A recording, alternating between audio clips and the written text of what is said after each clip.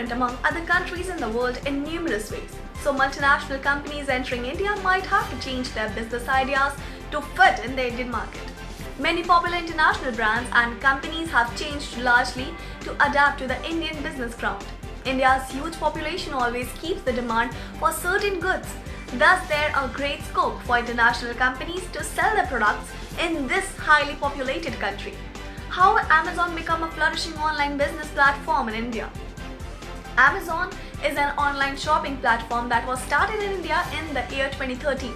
Amazon came up with a new business model in India to achieve a successful place in the Indian e-commerce market. Right from the establishment of the company till now, the company has undergone a series of changes from its original business model to be comfortable in the Indian e-commerce market. Indian cash economy did not support online transactions broadly during the launch of Amazon in India.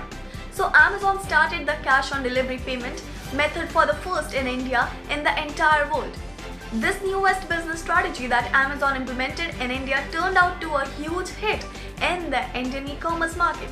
Amazon also had other business plans to carry out a healthy marketing strategy. Amazon had a partnership with some Indian delivery companies like Blue Dart and Indian Post. Amazon greatly helped the small-scale Indian retailers to sell their products on Amazon. All these initiatives taken by Amazon made the company reach a milestone in the Indian e-commerce market. India and Japan have always had a healthy business relationship in the automobile sector. Suzuki Motor Corporation was founded in the year 1909 in Japan. Suzuki Motor Corporation started its business in India in 1982 after signing the joint venture agreement with Maruti Udyog Limited.